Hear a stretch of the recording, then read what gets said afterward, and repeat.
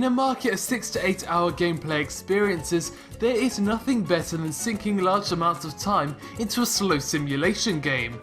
But it's one thing to sink hours into a game one day, it's another to come back the next day and do the exact same thing. To come back to the same game and play for extended periods of time takes something very special. Something that Haemon's Tropico 5 most definitely has.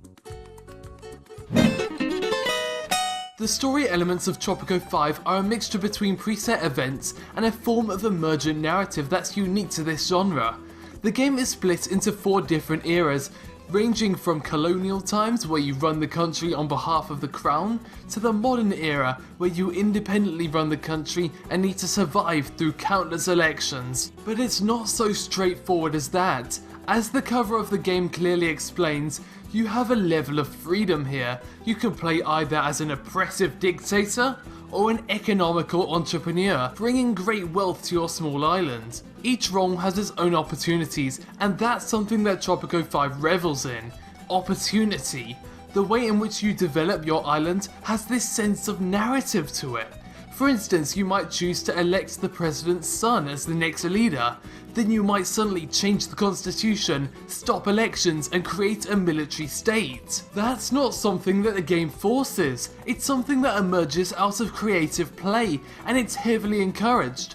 It's something that makes the mechanics of building, positioning, happiness levels, and economics all that more interesting. In a more literal sense, Tropico 5 does have a campaign mode that takes you through the game and introduces you to a multitude of different characters that aid you as a leader. These characters really add to the charm that comes with the recent Tropico games. The dialogue, whilst not always hilariously funny, always lightens the mood and creates an enjoyable experience. I sat with 3 other members of the research team. Suddenly, it dawned on us. We're 4 men. You get it? 4 men? Incidentally, we also discovered bad pun. As I mentioned, Tropico 5 is all about opportunity. Mechanically, this means that the game offers many options in terms of how you run your island. With a simplistic UI, the player selects various options in an attempt to gain your island's favour and money. Placing buildings, managing the economy, and researching new technologies are just a few of the things you'll be doing over these long hours. It is undoubtedly a slow game with very little actual action going on, but that's part of the appeal. You make significant changes and sit back and see how they play out. Tropico 5 has a variety of new features including new buildings, new research opportunities, and more trade mechanics. However, the real change that's going to draw players in are the eras. 4 different stages that all have slightly different playstyles involved to succeed.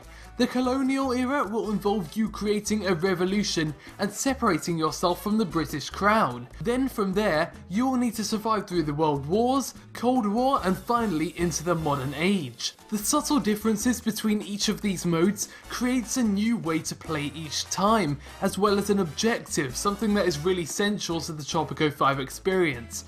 However, these changes aren't massively significant, and I felt they could have done a lot more with it. It did change the way I played slightly in terms of what research goals to strive for and which countries I should ally with, but it never went beyond that. There was very little that I had to do differently in each era. I was hoping that maybe we had more significant scenarios involving what was going down at the time that increased the tension, but it was played very safe and missed out on this opportunity.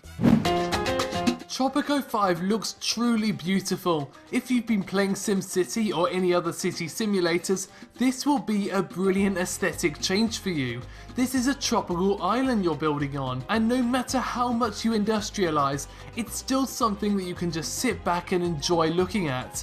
It is really rewarding to just watch cars, trucks and pedestrians wandering around the city you've built and seeing ships sail off with your produce. The city building gives you the opportunity to create a personalized layout specific to how you want your island to look. However, when it comes to the finer details, it's very bland. Every house looks the same, every skyscraper looks the same. There's no personalization on a finer level or any variety whatsoever. Speaking of lack of variety, that's also the issue with the soundtrack. Yes, it makes sense that the tracks would be light and upbeat due to the setting, but that's the case with the entire soundtrack. There's nothing at all situational. When you accomplish something, when you're being attacked, when you are in danger of losing the game, there is nothing in the audio that tries to create any tension, and that's something that really starts to get annoying later on. Great giant tropical spiders, Presidente. We have a crisis, and we have to act fast.